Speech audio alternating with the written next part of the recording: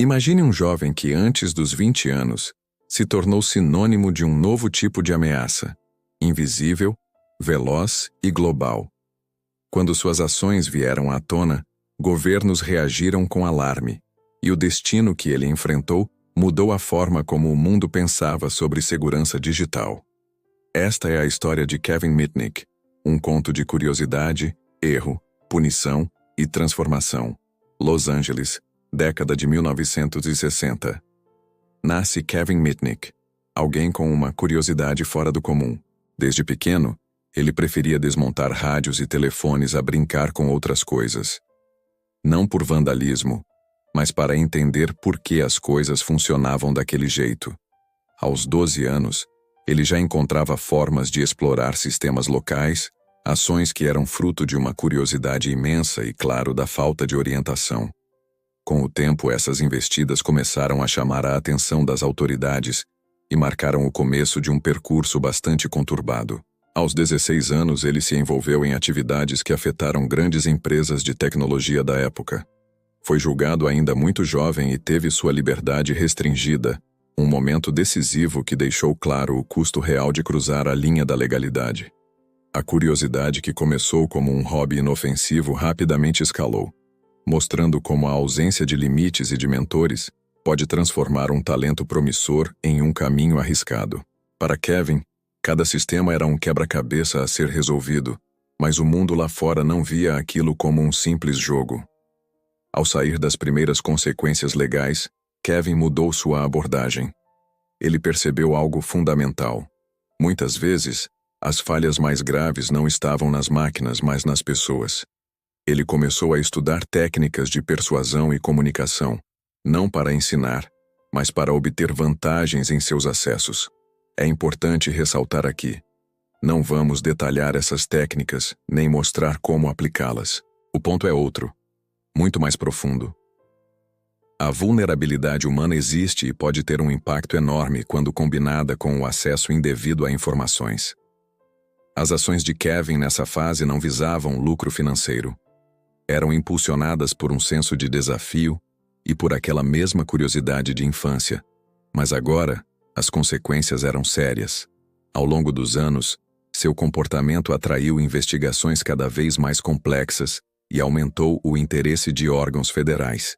Ele não estava mais apenas explorando sistemas por diversão.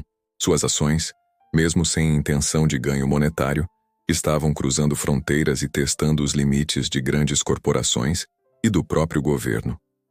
A cada novo desafio superado, a aposta subia e o risco se tornava maior, preparando o cenário para um conflito inevitável. À medida que Kevin Mitnick ganhava notoriedade, o caso deixou de ser apenas uma questão para a polícia local. O alcance de suas ações começou a preocupar autoridades em nível nacional. Agências federais criaram equipes especiais dedicadas a entender e conter o que consideravam uma nova forma de ameaça. Esse episódio mostrou uma coisa de forma muito clara. Quando alguém testa os limites em grande escala, as respostas institucionais podem ser extremamente severas. A tecnologia avançava mais rápido do que a legislação, e as autoridades ainda estavam aprendendo a lidar com esse novo tipo de desafio. Ao mesmo tempo, a mídia ampliou as narrativas, muitas vezes usando termos sensacionalistas para descrever o que estava acontecendo.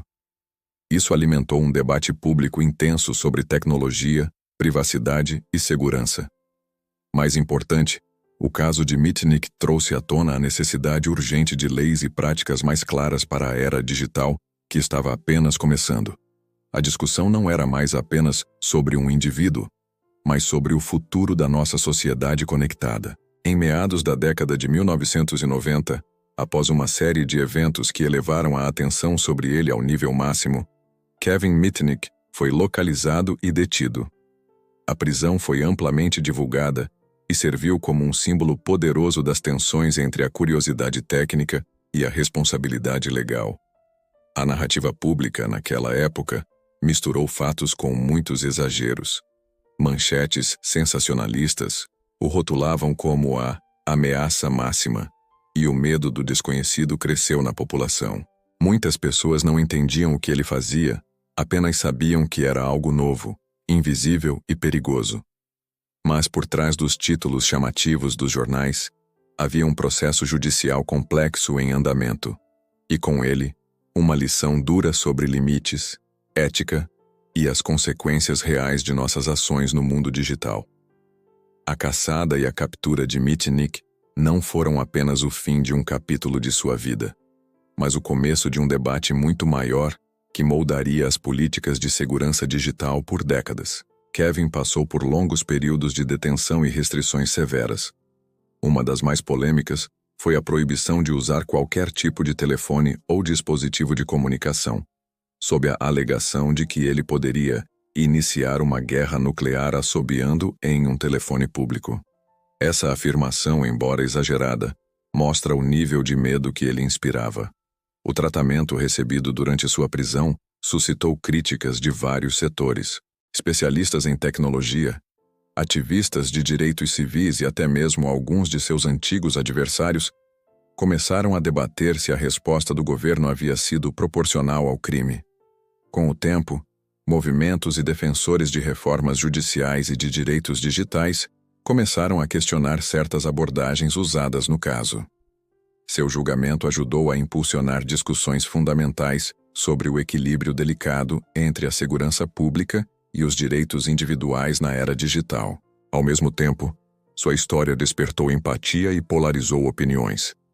Para muitos, era um alerta sobre o crescimento descontrolado da tecnologia sem o devido preparo social e legal. Para outros, era a confirmação de que falhas gravíssimas podem surgir quando sistemas e empresas são negligentes com a própria segurança.